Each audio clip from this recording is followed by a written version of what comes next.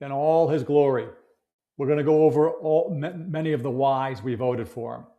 Part of it's the transparency. Part of it's the policies, the American system. We're going to do a little Promethean action film study today. Part of it's him getting to the bottom of the dirty corruption. We're going to read an article from the great Joy Pullman where she's talking about the Jack Smith situation. We voted for Trump. We voted for all of this. There has to be consequences. We voted for his handling of the press. We're going to see two ways he does it. He's constantly talking to the press. All right, special time today, 11:30. We're switching around, trying to find, see if there's a different, better time for us. Not to mention I'm trying to manage a schedule outside of the show. I'm doing a little standing up. As you can see, I still got my flag. I've got my God, my country, my family, and my flag. This is The Ordinary American. I'm your host, Paul Sarkis. This is an anti-leftist show. We see the battle for America is between the left and the right. The manipulation that the left uses, all kinds of nonsense. With Trump, why did we vote for Trump? Because with Trump, we don't have to pretend anymore. There's no pretending. He says real stuff. I say on here, I'm not a fair and balanced show. I'm not Fox. I'm not a reporter. I don't have to be fair and balanced. I have to be the truth. Trump does this too. He just calls it out. He says stuff. All right, let's get into it. This is, let's see if I can get it up. This is he was in with the head of Iraq, and the press asked him a couple of questions. This to me is an example of he takes any questions from anyone about anything at any time, and he doesn't come off as a politician to me. Announcement on Thursday night regarding election machines and integrity. Can you give us sort of a sneak peek about what to expect and tell Well, I'd rather save it. It will concern that subject, and we'll have a couple of other things to say also. But I'd rather save it. But it's really big news. It's really, really big news, and our country has to shape up.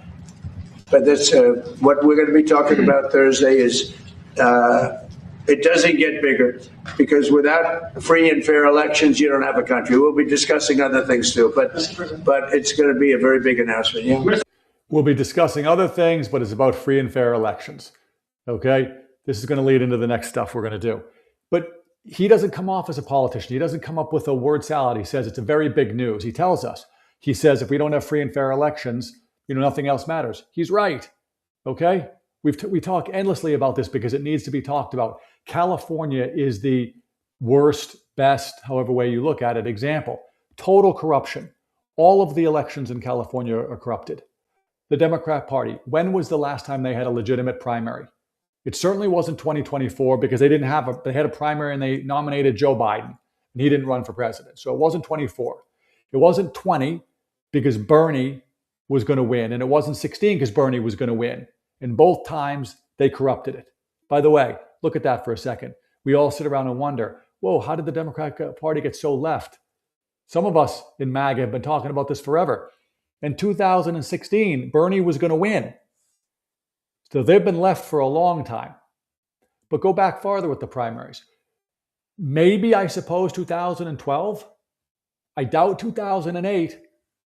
I share the story about my grandfather who was in the rackets. He used to say to me all the time, the problem with their business is that a thief or a guy who's breaking the law can't go to the cops and say, hey, he stole something from me. Why do I bring that up in relation to the primary in 2008? Because you had Obama and Hillary running. If there was corruption, who was going to say anything? Both of them were doing corruption. They didn't want anybody looking at those primaries. So I don't think 2008 was legitimate. None of those elections are legitimate, and Trump is right. If we can't get our elections fixed, we got trouble. So he says we got to shape up. Yeah, we do. I like that. That's what I voted for. All right. He refers to these elections. I'm going to go to, this is, if you don't know her, she's great. She writes a lot for The Federalist. Her name is Joy Pullman. I highly recommend you read her and put her in regular rotation. She wrote an article. It's not very long. We're actually going to read a lot of it because I don't have a video of her talking about it. Here's the headline. Wait, is that up? Yeah, you can see that. Okay. Democrat Special Counsel Jack Smith spied on and lied to Congress. Okay. So an executive agent spying on members of a legislature not only violates the Constitution, but it's a hallmark of authoritarian states. So all of you people out there, all you young people in particular who want to say, Trump's a fascist, MAGA's fascist, you don't have any idea what fascism is. You're either retarded or you're willingly trying to be an idiot so that you don't have to confront your own issues, which is you support the wrong candidate for what you want. You support fascism. Single party rule, that's a Democrat thing. California, New York, Massachusetts. We brought this up briefly the other day. Gerrymandering. New England was gerrymandered long ago. It's like 40% Republican, and I think that there's 0 or maybe 1 in Maine with some small district congressperson that's a Republican. Okay, single party rule. California is completely single party rule. I can't help myself, so I'm going to ask the question to everybody out there who's trying to support this nonsense. Single party rule. How's it working in California? What level of control do they need before they can get it right? These are hallmarks of fascism, socialism, communism, complete totalitarianism, and no dissent. Why do I bring that up in relation to this article? What does she say? An executive agent, that's Jack Smith working for the Department of Justice, spying on members of a legislature not only violates the Constitution, but is a hallmark of authoritarian states. Let's read. The public documents newly released by Senator Grassley and Johnson show that Jack Smith spied on Congress as a special counsel, then lied to them about it. It's the latest in a congressional investigation Grassley says has already uncovered criminal abuse of power by Democrats that is far worse than Watergate. Obviously, guys, I am like you. I want something done about it. I see this congressional stuff. It bores me. I need prosecutions. If we're not going to get prosecutions, the behavior is not only not going to change, the behavior is going to get worse. And in fact, it's going to get way worse because they will have learned what they did wrong in the first tries, and they'll correct those things. Let's keep reading. During the Biden Department of Justice's investigation of Donald Trump under the pretext of prosecuting January 6th unrest and complaints about 2020 election lawbreaking, Smith's team ignored required procedures to view text messages written by 44 members of Congress. So much in there. First of all, under the pretext, why does she, that's another article she wrote. Because what they do is they need what's called a predicate. They need a predicate. They need a reason to investigate. In America, we don't investigate a person the way the Democrats investigated Trump. We investigate crimes. So they got to come up with a crime. So, it's we don't go and say, well, I don't like the way that Sam Smith over there looks. Let's investigate him and find out what he did wrong. That's totalitarianism. That's leftism, socialism, fascism, communism. What we do is we say, oh, somebody robbed the convenience store. That's a crime. Let's go investigate that. And then we work our way back. That's what you need. You need the pretext. You need the predicate. Then what do they say? 44 members of Congress. By the way, this won't surprise some of you. Obama was spying on Congress long before Trump got in. He spied on Congress. He spied on the press. He spied on, spying on foreign leaders is not really a problem. We're supposed to do that.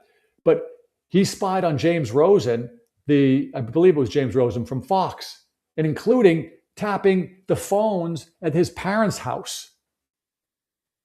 What happens is once those barriers get broken, you know this in your personal life.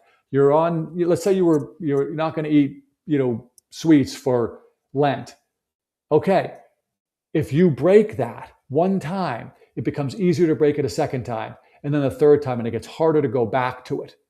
Anybody that's been on a diet, anybody that's tried to do something, I'm going to run every day for a month. When you skip one day, it's harder to do it the next day. Same thing with corrupt governments. Once somebody does the corruption, it gets easier to do it. It gets easier to do it. That's what's been going on, and this is what's been happening. Yet Smith testified to Congress that he only had obtained toll records or data about the texts. such as timestamps and receipts, not the text content. Okay? Let's see if we can play this. I don't know if this will work here. Let's see. Did the toll records that you requested from the senators, did they include the content of the phone calls? No. Did the records that you requested, the toll records from the members of Congress, include the content of text messages? No. Perjury. Perjury. I received records as Grassley from Department of Justice confirming Jack Smith's investigative team reviewed the contents of text messages sent by 44 members of Congress. I'm one of the 44. I'm alerting my colleagues. Okay, that's a crime. Let's see what happens. Grassley and Johnson are among the lawmakers whose, this is important, private communications were unconstitutionally obtained, say the newly released public records. These are the latest revelations from the lawmakers' Arctic, where is it? Here it is. Earlier disclosures from the investigation showed Smith illegally obtained Republican senators' communications data and was using his investigation as a pretext, predicate, to harass out of existence. In other words, we're going to make it so you're just going to go away. The entire conservative movement. He issued nearly 200 comprehensive subpoenas to more than 400 conservative individuals and organizations, all under the gag order that prevented them from telling anyone about this gross abuse of power. In other words, Jack Smith realizes, the Democrats realize that they go when they get on a social media platform or to a news station and they say, this is what's going on. And it looks bad because it is bad. What do? They get a gag order from a corrupt judge that says, you can't even talk about that. Now what happens? Well, if you talk about it, you're going to be in contempt. Maybe you're going to go to jail. So they use the process to punishment, and they try to show everybody. This is what they were doing about Trump. We're going to make an example out of Trump. We're going to show everybody who wants to be with him that you're with him and we're going to crush you. That's what they were doing. That was the message. That's what they're saying here. They're trying to essentially harass out of existence the entire conservative movement. 200 comprehensive subpoenas to more than 400 conservative individuals and organizations, all under a gag order. So, by the way, if you had somebody had a show, you can't talk about it. So, if you were a big name in the movement, like a Charlie Kirk or a Dan Bongino or Ben Shapiro or Mark Levin or any of these guys, and you got subpoenaed, you can't talk about it. Why would they do that? Two reasons. Number one, they want to investigate them and harass them into not saying anything. But number two, they want to make it so that they restrict the content that can be on those shows. Because they'll say, here's the bucket of things we're talking to you about. This is under the gag order. You can't even report on this. So even potentially if it doesn't relate to them, but it's in that bucket, they could go to a judge. That's how they control content. Again, you young people who think that you're fighting fascism by being anti-Trump, you are being used. Totalitarians do this. Trump talks to anybody. You can say anything. People are trying to kill him. You got Hassan Piker out there saying anything. No one's trying to shut them down. So you've got your brain. It's like dyslexia. Your brain isn't working right. You're helping the people you say you don't want to help. MAGA and Trump is the solution. There's one thing I'm going to tie into yesterday. The new disclosures provide more evidence that the Biden administration violated office holders' oaths of office by abusing the separation of powers. Critical here. The Constitution's speech and debate clause protects members of Congress from criminal prosecution for speech in pursuit of their legislative duties. Remember yesterday what we talked about? Rashida Tlaib, total traitor, total insurrectionist. She's using her speech and her platform to destroy America. I think that that's creating imminent violence and imminent danger. But we give our elected officials a huge window to go through, long and large latitude. Why? Because we don't want to have something like this. Because they have to be able to debate the speech and debate clause. They need to be able to talk about things without being prosecuted, bring things up. Okay? This is the situation that these guys, that Jack Smith was violating. Okay? Congress, and I said, by the way, yesterday, I don't like what Tlaib is doing, but I need that latitude because our system, the system that the founders gave us, is the best in the world. And I'm not smart enough to second guess them and say, I need to do a buffet style new constitution. I'll take this, I won't take that. I'll take this, I won't take that. I want nearly the entire thing put back into place. And this is one of the keys, the separation of powers. They're going to talk about that in a second. Congress and the executive are constitutionally separate and equal branches of government. An executive agent spying on members of a legislature not only violates the Constitution, but it's a hallmark of authoritarian states. In other words, king or ruler investigating essentially anybody else in government. In our system, it's legislative, executive, and judicial, and they're equal. Now, the executive is strong, and Trump is making it stronger, which he should. We've been through the slaughterhouse case, etc. But they're equal. So one saying, I have predominance over all of you is not true. That's what they were doing. They were saying, we know what's really going on, and we're going to violate the Constitution because it's a unique threat. It allows agencies to engage in blackmail and life-destroying lawfare through selectively releasing bits of distorted information illegitimately obtained about their targets. This is what they did to Trump. Trump was immune because he could fight back. But what happens is they, by the way, we shared this, the Democrat Party, we named a whole episode, I think, the Democrat Party is totally corrupted. What do the Democrats do? They need compromising material. Bob Menendez is a great example. Swalwell is a great example. We're seeing it happen in real time to Mussolini. It's a great example. When the Democrats want to get rid of you, they leak information, they use the compromising information that they have on you to get you out. That's how they do it. They tried to do that to Trump. That's what the whole Russia hoax was. We'll create the Russia hoax. We will leak that out to the press in various ways. We'll use that as the predicate for the investigation. Then we'll leak more stuff about the investigation, and that will diminish his authority and people will turn against him. Big problem. Trump didn't stand for it, and it didn't work. We didn't believe them, and Trump was able to stand up to them. But it creates blackmailing and it creates compromise. That does two terrible things. One is it destroys the ordinary Americans' belief and trust in their government. The second thing it does is it makes all of those people completely corruptible. They need a vote. They need them to say something. We're going to leak more information. We have that compromisable information about you. It's not how government's supposed to run. The founding fathers warned about this. While engaging in authoritarian activities of the highest degree, the Biden administration and its media echo chamber insisted their victims were the real authoritarians. Projection at such a scale is not only a mark of psychopathy, but also of totalitarianism. This is the message for young people. They are tricking you.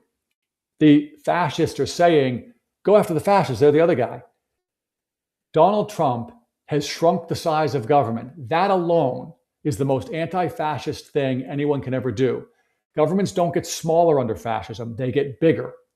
Okay? He's giving back more freedom and liberty to the individual. He's getting rid of regulations. He's getting rid of taxes. He's shrinking the number of employees on the federal government. He's trying to eliminate entire departments of the federal government. You are being lied to. And Jack Smith is a great example of how they're doing it to trick you, manipulate you, and destroy the confidence in our system. There's more on this article, but I'm watching the clock, and there's some other things we want to get to. So this is, if we can't fix this, we're in trouble. This is the Save America Act. Okay? Jack Smith was able to do that because Biden was in office. Biden was in office because of a corrupted election. It's that simple. It's that simple. Okay, we're going to move on. We're going to go to, if I can find it here. Yeah, here it is. Little Iran, Trump. Again, why we voted for Trump. This Iran stuff. Okay?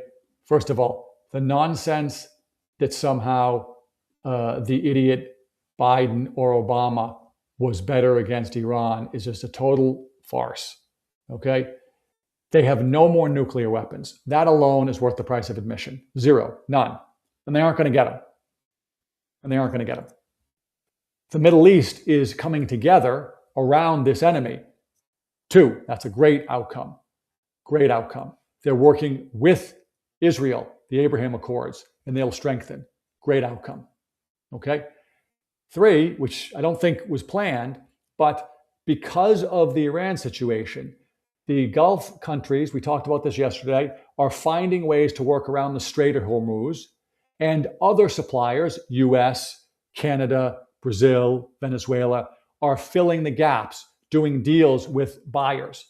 Those deals are, not trying to be funny because it's oil, sticky. They're sticky. What do I mean by that? They're hard to break. Why? You get comfortable doing a certain thing. You get comfortable using a certain blend, putting it through your refineries. You understand it. It's not just price, although price is the biggest driver. So it's not so clear that the contracts that the Gulf are losing.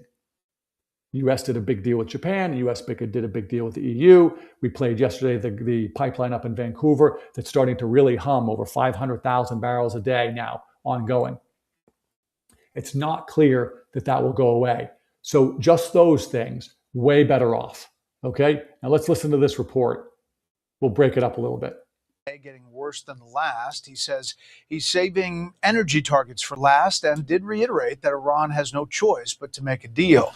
Chief Foreign Correspondent Trey Yangst is at the White House, where he spoke exclusively with President Trump earlier today about his plans for the Middle East. Good evening, Trey. This guy's great. Yeah, Brett, good evening. President Trump told Fox News that strikes against Iran will continue tonight and expand next week if the Iranians are unwilling to make a deal. Here's more of our exclusive interview from the White House. Mr. President, thank you for speaking with Fox News. Thank you. Thank you very much. He sits up straight, doesn't he? We have seen extensive U.S. strikes against Iran for 3 consecutive nights now. This comes after the Iranians attacked vessels in the Strait of Hormuz. How would you describe what is happening at this moment? Has the war resumed? Well, I guess you could define it any way you want, but certainly we're beating them up really badly. They have to be beat up. We're hitting them very, very hard. We're hitting every single thing that they have along the shore, along the waterfront. You know, if you look at the Strait of Hormuz, it's now, we're finding it hard to find where they have anything. We have to stop it. We have to keep it open. I was going to charge a fee, but instead they'd rather spend a lot of money in the United States, which frankly is better because I don't like the idea of a fee. Super important. This is why we voted for Trump. He's talking plain talk. It's language everybody can understand. We're hitting him really hard. We've got to keep the straits open. We can't even, he's sending a message to the markets. The straits are open. We're going to see one of his Truth Social posts here in a second. But what does he say here in the end? He says, I talked about getting a fee. He said we wanted 20% of everything that goes through. It looks like he traded that for more investment in America. This is the agility, or to borrow a word the left loves, a fluidity that Trump has that nobody else has. He's all about America, and he's able to see the board. Okay, we want great things for America. Maybe it's a fee, but maybe it's not. He's saying to us, in this case, he's got something else, and he's getting something else for us. It's got to remain free because otherwise others will do the same thing. But I think we've made tremendous progress. So your objectives are to ensure that Iran never has a nuclear weapon, to keep the strait open, and to degrade the Iranian military. Can those objectives be completed in an air campaign alone? Or does this require a ground component? This guy's super serious, isn't he? Now, honestly, if we left right now, it would take them 20 years to rebuild what they have. The only way you can negotiate with these people is through strength. And the only strength is military strength. And that's what we've done. And so simple and so clear. None of this total garbage from Obama. We lead from behind. We got to apologize for this. We got to give them that. We'll leave our... No, we need military strength. It's the only thing that they listen to. And then you can negotiate. Makes total sense.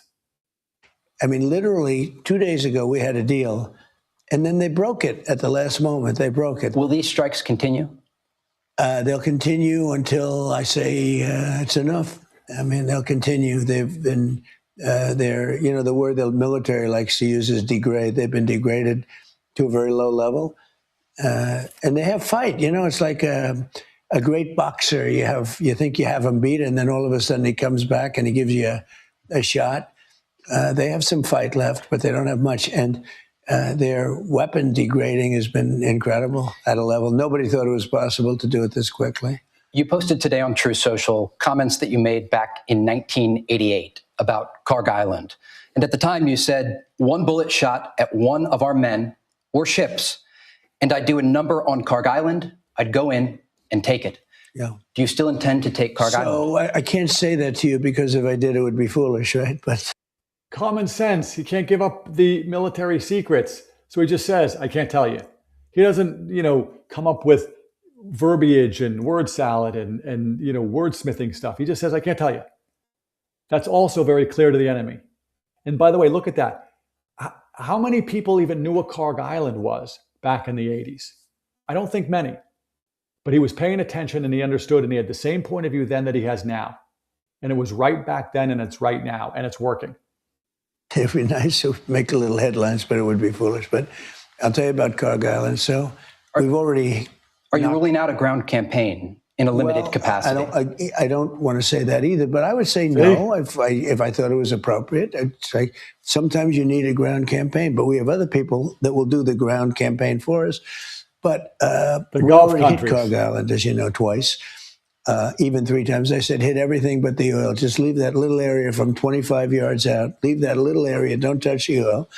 Because I don't want that in terms of the world economy. It's a chunk of the world economy. So we haven't hit that. At some point we could, but I think it's unlikely. As far as taking it is concerned, if we degrade them far enough and deep enough back, I would do that. Do you anticipate that the strikes we're seeing this week against Iran will expand? Are you considering hitting energy targets or other locations inside of Iran? I'll save the energy targets for last. But ultimately, we'll hit energy targets, yeah. But we're going to hit them very hard tonight. We're going to hit them very hard tomorrow night. We're going to hit them very hard the night after. And then next week, it gets really bad for them because next week comes the power plants. Next week comes the bridges. We're going to knock out all their power plants. We're going to knock out all their bridges unless they get to the table and negotiate. Do you believe the Iranians are serious about making a deal? That was awesome. This is why we voted for Trump. This is like, this could be the whole show. This is why. Straight talk. He understands it's got to be strength. It's got to be through strength. Now listen to this. This is critical. I think they have no choice. Why haven't they yet? I think if I didn't do the way I'm doing, they would never make a deal. They would have never made a deal with Obama. That's that right. deal was the worst. What they did sign was a worthless piece of paper. Worthless. What they signed with Obama was a worthless piece of paper that was a road to a nuclear weapon. And what I have is a wall. There will be no nuclear weapon. I'll never sign. And when you listed the 3 things, by far the most important is they will not have a nuclear weapon. Amen. Take me back to the moment before February 28th, when you made the decision to launch Operation Epic Fury. Was there a specific piece of intelligence that made you decide to launch this operation? Well, it was specific in the sense that it just never stops. And they're going to go forward. And they wanted a nuclear weapon. We knew they wanted a nuclear weapon. If they have a nuclear weapon, Israel wouldn't be here. Look. They said they didn't want a nuclear weapon. Well, they say that. Everything they say is a lie. They lie because somebody said there's a little activity. We immediately go and do whatever we have to do, but they haven't. Nobody knows about Pickaxe. By the way, nobody knows if they even are doing anything in Pickaxe. In U.S. strikes previously, these are satellite images from June's movement. It takes a matter of minutes for us to do it and do less than 10% of what normally goes through the build. We're coming up with great alternatives, including Texas, including he's Alaska. talking about the oil. You've called the new leadership in Iran a changed regime. Do you still believe that? Well, I knew the first group for a little while, and they were evil. Gone. And they're no longer with us. I knew the second group also a little bit better, and they were evil, and they're no longer with us. And the third group, they have some bad ones in there, some very bad ones in there. Just some? And I think they're the ones that are stopping a deal. So are you negotiating with the wrong people? Well, now I don't want to negotiate now. I said, let's not negotiate. 3 days ago, we had a deal. When was the last time you spoke with an Iranian official? Well, not me, but let's say my representatives. I have spoken to them, but my representatives over the course of, actually, an hour ago. And what message was delivered? They want to make a deal, but every time Okay, This is what we voted for. This guy, this is what we voted for. Straight talk. He's taking a bad guy off the board. The bad guys are always used by other bad guys, by the globalists, et cetera, and we're gonna try to transition smoothly into the American system here, by the globalists to try to extract wealth from ordinary citizens, not only ordinary Americans, but others. Okay, and Iran was one of the epicenters. Ukraine's another one. I said the other day on X, Lindsey Graham, he passed away too young. I always saw him as more of a sort of cardboard cutout of what was wrong with Washington. Stay there forever. Not really what I would consider to be a principled conservative. He wasn't really with Trump. They had a beef. And then Trump smooths it over and they become good friends. I trust Trump. He says they work together. Great. Why am I bringing this up? I'm bringing this up because Donald Trump has a way of fixing things, seeing things. I talk all the time on Forgiveness Friday. He's the most forgiving person I've ever seen in public life. He has a ability to, your Marco Rubio is a great example of this. Great example. Little Marco, remember in the 2016 primary? Now Marco Rubio is maybe the superstar of superstars in this administration. This is an example of what we're getting and what we voted for. And because he sees things as they really are, and because he's able to talk straight talk, he's able to take off the board these bad guys. Iran is a great bad guy. Lindsey Graham, I brought that up because I was going to mention that Lindsey Graham was in Ukraine right before he died. Ukraine is a well-known, well-documented depot of corruption, money flow, total corruption. Why was he over there? I don't know. Okay? I have no idea, but it is the depot of corruption. Trump is taking these guys off the board. He took Syria off the board. He takes Venezuela off the board. Cuba is essentially, but it's going to be fully off the board. Look at what he's done with Central and South America just from his presence and from his policies. They've almost all now transitioned to some version of conservatism, certainly led by Bukele. Okay? Now, we're going to go back to Promethean action. We talk a lot about Promethean action. They are the ones, in my opinion, they opened up my eyes to this notion of the American system.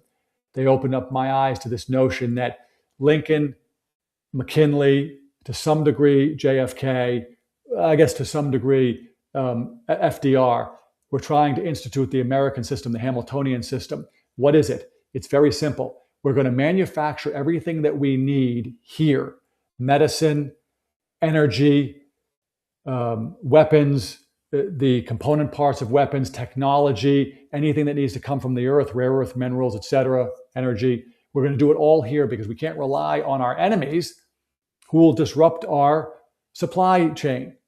That's one thing. Second thing, that is going to bring manufacturing back to the United States to make us strong. Third thing, negotiate with countries one-on-one, sovereign nations.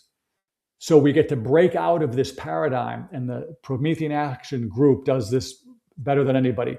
They show us what that's really been like. They show you this, like seeing the Matrix, I say all the time. If you watch the movie The Matrix, you're looking at ones and zeros until your brain figures out that that's really a picture or like a movie, and then you can see it. Well, that's what they say in the movie. That's what Promethean Action does. Wakes you up. So today, Susan Kokinda, we're going to play, we started it yesterday, we're going to play a little bit more. What she's talking about here is how the American system, let me just play it because hold on. On the White House Correspondents' Dinner, which he and much of his cabinet were attending, he was asked by a reporter why he thinks this keeps happening to him. Well, I've studied assassinations, and I must tell you, the most impactful people, the people that do the most, you take a look at the people, Abraham Lincoln, you go through the people that have gone through this where they got them. But the people that do the most, the people that make the biggest impact, they're the ones that they go after. They don't go after the ones that don't do much because they like it that way. And when you look at the people that have either whether it was an attempt or a successful attempt. They're very impactful people. Just take a look at the names here, the big names. Did you catch that? The president told you that there's a pattern, and he named one of the big names, Abraham Lincoln. 36 years later, another big name, William McKinley, was assassinated. Those two presidents bookended the 19th century American system revival. Lincoln launched it, McKinley perfected it, and both paid for it. Donald Trump is now reviving it again, by name and in practice. The American system. Understanding that is going to give you the basis to get above the headlines. She's right. For over the past 100 years, by the establishment media, like the New York Times, the schools, and the think tanks. Abraham Lincoln and William McKinley were a threat to the British Empire because they embraced the system that made our country the most powerful in the world, the American system of Alexander Hamilton. And on the 4th of July, President Trump said it out loud in addressing the challenge of another system, communism. Communism is a loser, and it always will be. The communist system is the opposite of the American system, and the communist system has never worked. Did you catch that? He said the American system. And that wasn't a one-off by the president. His team has been openly giving speeches about Hamilton and the American system for months now. And most recently, Vice President J.D. Vance threw down the gauntlet in terms of what the American system is replacing. The vice president went on the Michael Knowles show, and he said the quiet part out loud. He said the economics of the American right are now much more Alexander Hamilton than Milton Friedman. Critical. And he called that Hamiltonian tradition the future of American conservatism. Well, the free market establishment lost its mind in attacking Hamilton. Mark Levin jumped in to Milton Friedman's defense. He said, President Reagan was a great admirer and friend of Milton Friedman. He often sought his input on economic policies. And then he attacked Hamilton as socialism light. The so-called nationalist populists are more socialist light than capitalist and Republican. And then he said he was looking forward to the debate. Well, so are we. Because here's where it gets even more interesting. Other free market defenders came at the argument from exactly the opposite side. The president of the Club for Growth, David McIntosh, told the vice president flat out that he was dead wrong, insisting instead that Hamilton was really a free marketeer all along. So the free market defenders can't even agree on what Hamilton was. Levin calls him socialist light. McIntosh says he was really a free marketer. They're arguing about which box to put Hamilton in. Meanwhile, on the left, the Washington Post is attacking Trump. So this is a critical, and it's even been hard for me because I was raised on Milton Friedman, Thomas Sowell, the Austrian economists, Rothbard, Mises. I've been raised on those guys and studied them, and I believe in the free market. However, I've always had a problem, and we saw it with the Trump tariffs, this notion of free trade. The real hardcore free traders say, it doesn't matter what anybody else does, it just needs to be totally free trade. Anybody can sell, no tariffs anywhere. And I always used to think to myself, well, okay, but we in America play by a certain set of rules, no bribing, we don't want to manipulate markets, we don't want to manipulate our currency, we don't want to flood the market to lower the price, all these different things. But everybody else doesn't play by those rules. So if the Chinese are going to flood the American market with steel, our steel producers aren't going to be able to keep up. Some free marketers would say, well, it doesn't matter because we'll get cheap steel then, and it doesn't matter where we get it, we just need to get it. The American system, the Hamiltonian system, Lincoln, McKinley, now Trump, JFK was starting to do some of it. What they're saying is, no, it does matter because I can't rely on China. They are my enemy. They're not wanting the best thing for me. I need to make the steel here. And it's not free trade then. So what do? They use tariffs to essentially carrot and stick. That's the stick to get them to stop manipulating the market. Then we can have free trade. Once the playing field is level, then we can have free trade. And that's what's going on. And what do we see as a byproduct of that? All of the countries are coming over and investing money in America. Why? Because we have the best market anywhere. Why? Because of all the things that have happened in America over 250 years.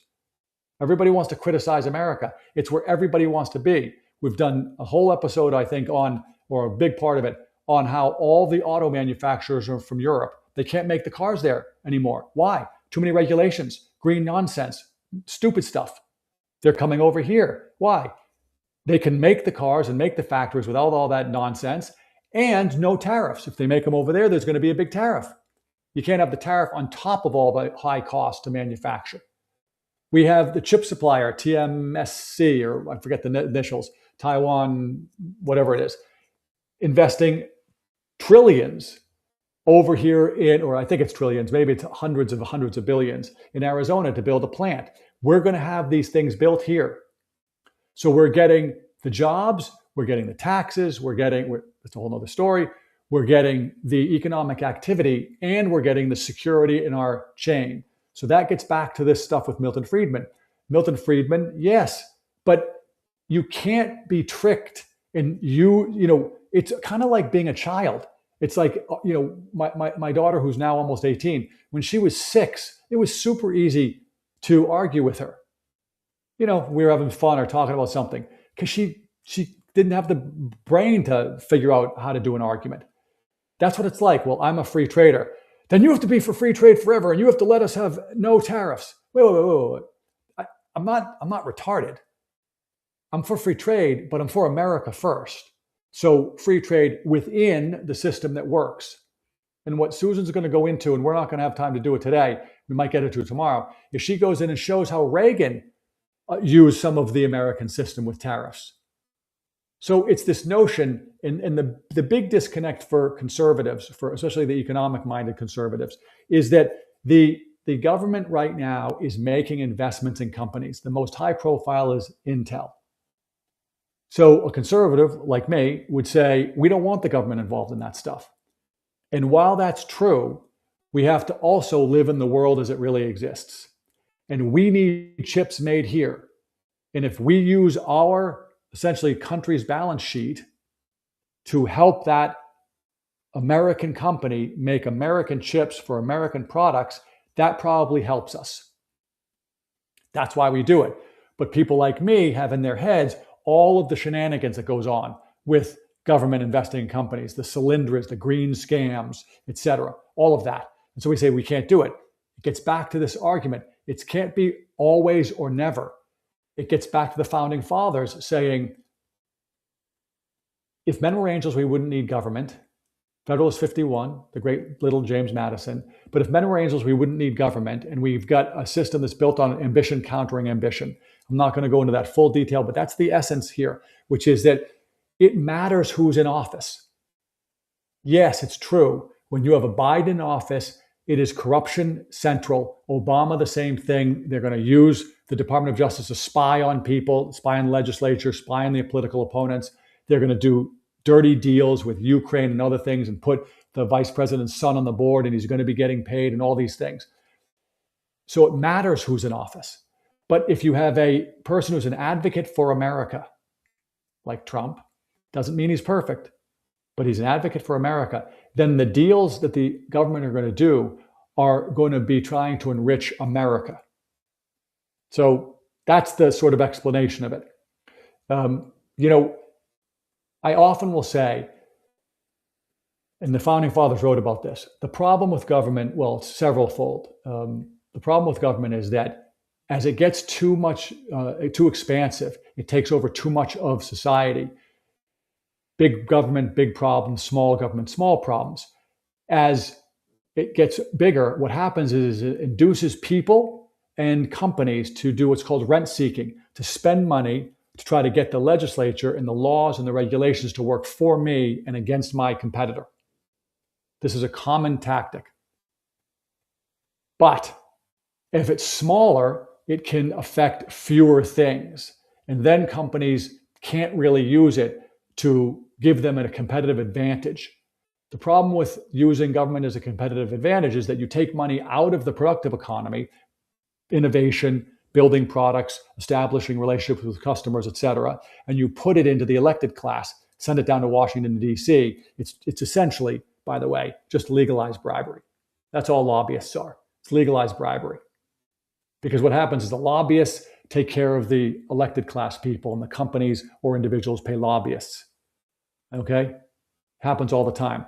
With Trump, he's the first advocate for the ordinary American and for America. Reagan, but Trump's way better. He is the first real advocate. So now the deals that he does, like this Iran deal, he's getting rid of nukes. Why? Because it's not good. They can cause havoc. They can do terrible things to our partner, Israel. They can do terrible things to Europe. They can do terrible things to the other Gulf states. We can see we need the oil to flow to keep the world economy going. Okay? He's doing these things. It's helping ordinary Americans. It's helping America. No tax on tips, no tax on Social Security. I know there's a cap on it. Okay? These are the things he basically is saying on all things like education, healthcare. He thinks the best way to go is get the money directly to the citizen. Yes, eliminate government. I said earlier, he's shrunk the government down to be the smallest it's been since the 60s, I think. Okay, and it's going to get a lot smaller. Big government, big problem. Small government, small problem. He's implementing the American system, and what J.D. Vance said on Michael Knowles' show is accurate. The conservative view of how the economy works is changing from 100% Milton Friedman to Milton Friedman, but the American system. We're going to use our might for America good, okay? For the good of all Americans. All right, I was going to play a little bit of Kevin Warsh, the new head of the Fed, because one of the things he said, and maybe we'll play it tomorrow, is that inflation is a choice. Money printing. He's saying that we're going to get rid of it. Now, I think that's going to be challenging. I am rooting for him. I think that's right. But he said it very clearly. He also has said the Phillips curve, which is this notion that if the economy grows too fast or gets too hot, as they call it, that's a bad thing, and we got to curb it. No, he says, no, we want the economy to run really hot. We want it to go great. That won't cause inflation. With innovation and lower or no taxes on income and capital, it will cause deflation and economic growth. All right, these are the reasons why we voted for Trump. I'm a triple Trumper. You don't have to be a triple Trumper. Single Trumper, great. Double Trumper, better. Triple Trumper, best.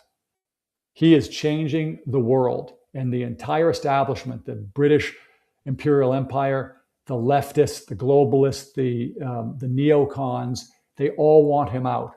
That's why John Thune won't pass the Save America Act, because as Trump said, if we don't have the elections, we got nothing else. Thune knows that. He's just willing to play chicken with reality.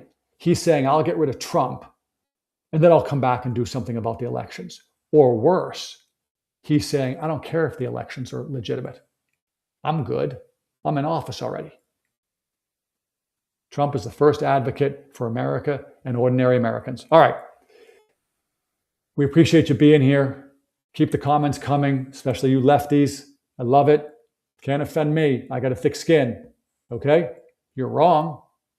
Trump's smarter than you. Okay? You can bring up all the nonsense you want to bring up. You're never looking in the mirror. Keep sending your comments. TheOrdinaryAmerican@proton.me. On X, it's TheOrdAmerican.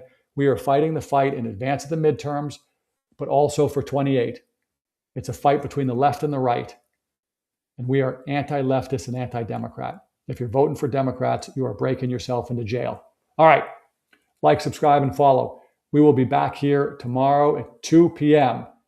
As the great Father Mike Schmidt says, I'm praying for you. Please pray